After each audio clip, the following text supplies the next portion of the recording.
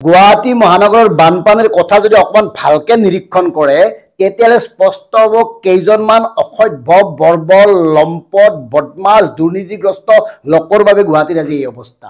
টকাৰ বাবে যধে মধে যতে ততে যেনেকৈ তেনেকৈ যেতিয়াই তেতিয়াই অট্টালিকা নিৰ্মাণৰ সুবিধা দি একাংশ এই ধ্বংস কৰি পেলাইছে গুৱাহাটীখন।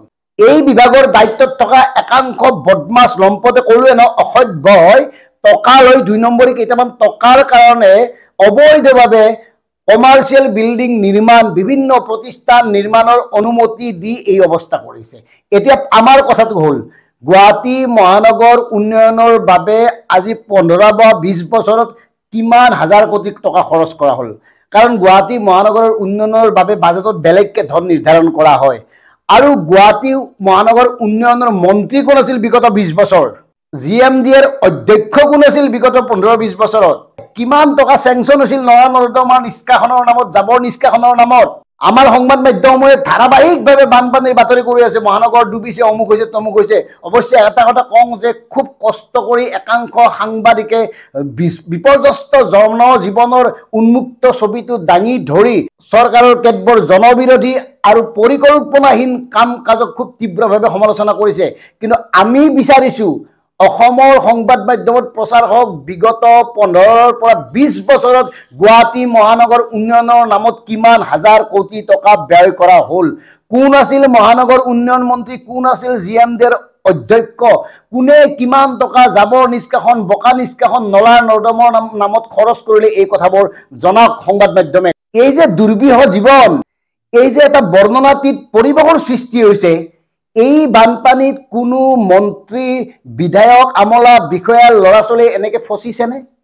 কোনো মন্ত্ৰী বিধায়কৰ পত্নীয়ে মেখেলা দাঙি মেখেলা কচাই খোজকাঢ়িবলগীয়া হৈছেনে বানপানীৰ মাজে মাজে? কোনোবা মন্ত্ৰীৰ সন্তানে এনেকে ঘণ্টা ঘণ্টা ধৰি স্কুল বাছত ৰৈ থাকিবলগীয়া হৈছেনে?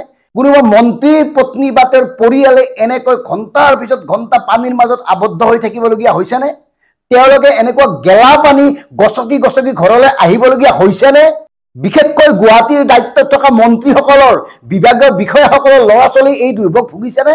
বান বিধ্বস্ত এই মহানগৰত ৰিক্সাত বিপদসংকুল যাত্ৰা কৰিব লাগিছেনে? নিজৰ গাড়ীখন ৰাস্তাৰ কাষত থৈ ৫ কিলোমিটাৰ খোজ কাঢ়িবলগীয়া হৈছেনে?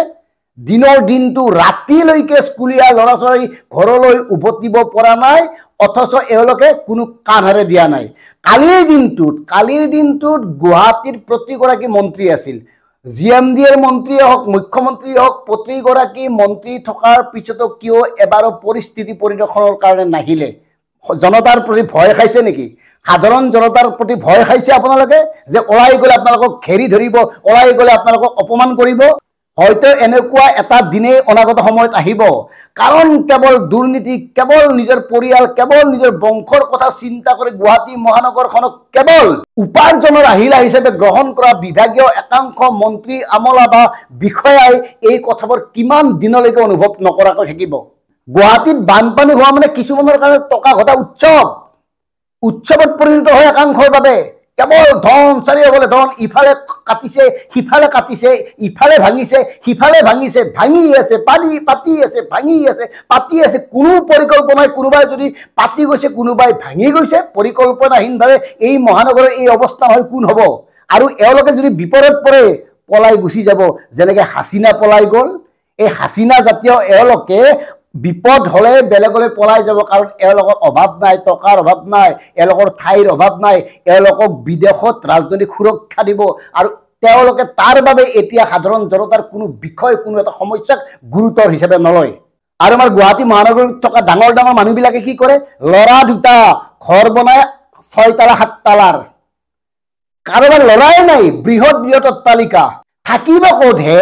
এখন বিচনা লাগে, এটা ৰুম লাগে, আৰু কি কৰে আপোনালোকে ৩ মহলীয়া ৪ মহলীয়া ৫ মহলীয়া ৬ মহলীয়া নাতে।